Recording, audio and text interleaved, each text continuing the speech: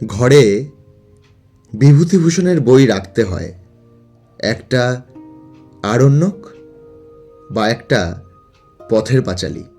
মাঝে মাঝে তাকাতে হয় বইগুলোর দিকে, আর তাকালে একটা আরাম হয়। সে আরাম লিখে বোঝাবার ক্ষমতা নেই, মনের আরাম। যে বড় হচ্ছে তাকে বাংলা ভাষায় চাঁদের পাহাড় পড়তে দিতে হয়, বলতে হয় মন দিয়ে পড়ো। আমরা সবাই গেছি এই পাহাড়ে এক সময়, তুমিও যাবে। ঘর ভরা স্বাচ্ছন্দ্যের এক কোণায় লপটুলিয়া রাখতে হয়, ইন্দিরা ঠাকুরনকে জায়গা দিতে হয়। যে বড় হচ্ছে তাকে বলতে হয়, চিনে নাও এদের।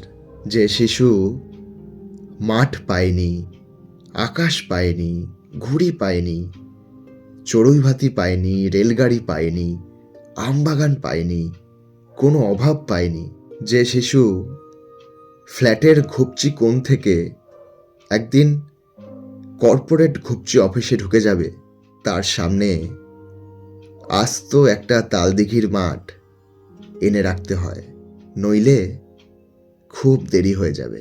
দুর্গা মরে গেলে কেবল লেখা থাকে, দুর্গা আর চাহিল না। এই সহজ আড়ম্বরহীন মৃত্যুর পাশে গোটা বাংলা ভাষা সেই কত দিন ধরে হতোদ্যম বসে আছে।